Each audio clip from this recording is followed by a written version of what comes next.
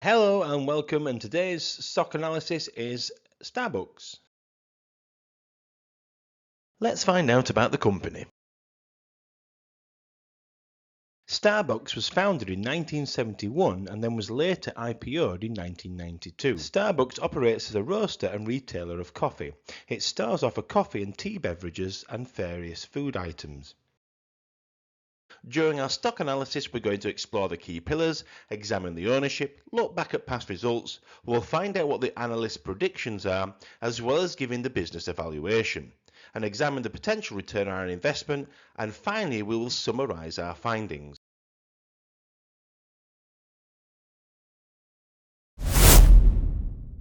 Let's start by looking at the key pillars for the trailing 12 months. In the book Rule 1 by Phil Town, he suggests that these are the key metrics when first evaluating a business. The first pillar we are going to explore is the earnings per share. This is where we take the net income and divide it by the shares outstanding.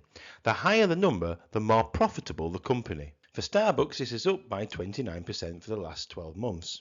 Now let's look at the free cash flow, which is the money a business can generate from its operations. And their free cash flow is up 58% since last year. Then we come to the next pillar, which is revenue. And this tells us how good the company is at generating income before deducting expenses. And revenue has increased by 16%. Book value is calculated by subtracting the total liabilities from the total assets, and this indicates the equity growth for the company. However, book value has only increased by 1% this year. Now we want to turn our attention to the management of the business by looking at the return on invested capital and the return on equity. These two measures allow us to assess a company's efficiency at allocating capital under its control. Return on invested capital is up by a healthy 25%, whereas return on equity is down by an alarming 49%. Now we move on to debt, and Phil Town prefers a company that is able to pay off debt with their free cash flow within 3 years. And debt is 6.37, and we would ideally like this under 3. In this next section, we will now focus on other key metrics which will help define an excellent business. Now let's look at the gross margin, which is the amount of money a company retains after incurring the direct costs associated with producing the goods it sells and the services it provides. Gross margin is very good at 69. Next we come to the operating profit margin. This tells us how much profit a company makes on $1 of sales after paying for costs of production, such as wages and raw materials, but before paying any interest or tax. Operating profit margin is at 15%. For Terry Smith, free cash flow yield provides a more realistic view of a business's financial health and profitability. He typically looks for a company that has a free cash flow yield of 5% or higher. Free cash flow yield is 4.76%, which is almost perfect. After that, we come to the PE ratio, which Peter Lynch believes is a key indicator when evaluating if a company is under or overvalued. The PE ratio is at the top end of where we would like it to be, at 20. And lastly, we come to the enterprise value divided by earnings before interest and taxes. Like Peter Lynch, Joel Greenblatt uses this metric to identify if a company represents value for money. The enterprise value to EBIT is looking great at 14. We'll come back to Peter Lynch and Joel Greenblatt's valuations later on. This is Bitesize Investments, giving you a step-by-step approach to your investment journey. There are currently 5 super investors who own this company. If we look back at Jim Simons' previous sales and purchases, we can see he has both bought and sold shares in SBUX in the last few years. He has recently bought just over 4.5 million shares over the last 2 quarters. However, 7 other super investors have sold shares.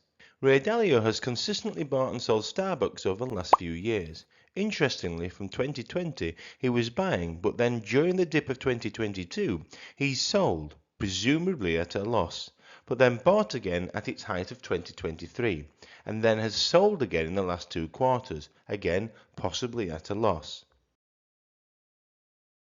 Now we look at the past historical prices of the company, as this will help us build a picture of periods of success or failure the business has been through. If we look back at the past performance of SBUX, we can see from 2015 until 2018, SBUX share price was fairly flat.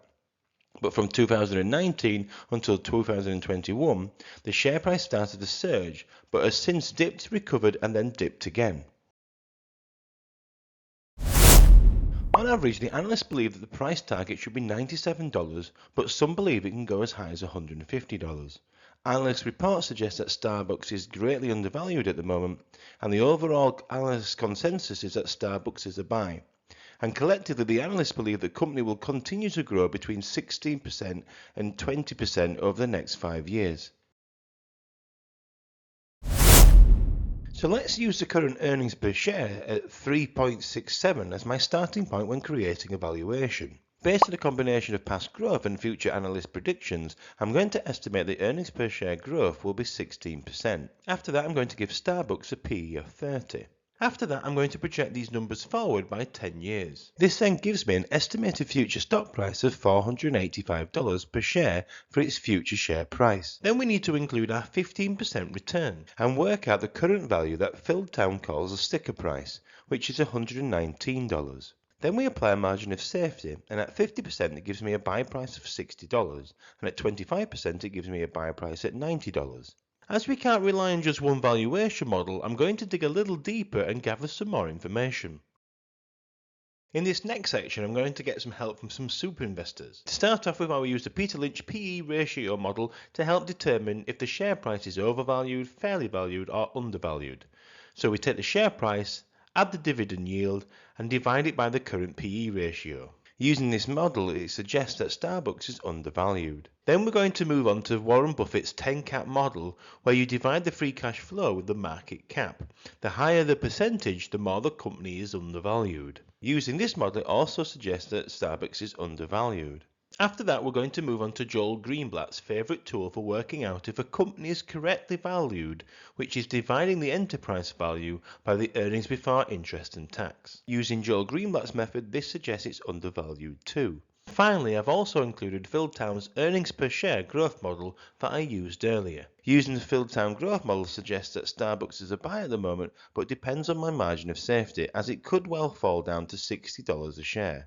If you're interested in reading any of the books by the super investors I've mentioned today, please look in the description to find out more information. I'm now going to look at the stock chart to try and help me work out the buy and sell zones of the company.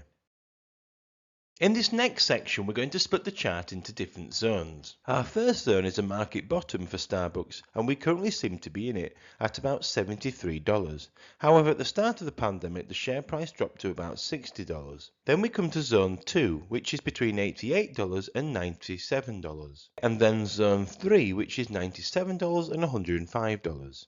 And then finally, zone 4 is our potential exit strategy when the company becomes overvalued, with a target price of over $105.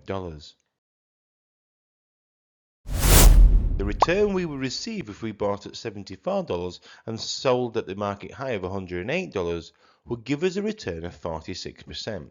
We could see a return of 20% if we bought at our margin of safety price of $90. According to Morningstar, Starbucks has a wide moat and has 41% of the market share even within this highly competitive landscape. Recent union strikes over pay conditions and increased costs of coffee beans has seen the share price drop about 30% this year. There is also concern on return on equity, as this has been in negative numbers for the last 5 years. And there is also internal conflict between the CEOs, which is damaging their reputation. However, the core business remains strong, as many of the key metrics such as revenue, operating profit margin and free cash flow are increasing year on year. Finally, let's summarise what we found out about the company. When reviewing the key pillars, Starbucks scored 8 out of 12. Under ownership, 5 super investors have bought in the last few quarters and 7 have sold shares. Historically, the share price has been flat, but Starbucks saw a significant rise just before the pandemic and then for a short while afterwards. However, they have been in a downward trend for the last 2 years. Analysts are indicating Starbucks as a buy, and they're predicting that they will grow by 16% over the next 5 years. Using the different valuation models, my personal buy price is $73 or less, and for full disclosure, I bought Starbucks at $72.55, although this isn't a recommendation for you to do the same.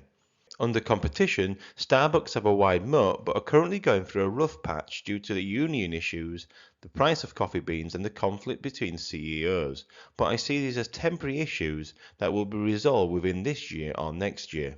My final overall rating is 4.5 stars out of 6, and I have given this a category C rating within my own stock watch list due to the associated risks and current problems the company is going through.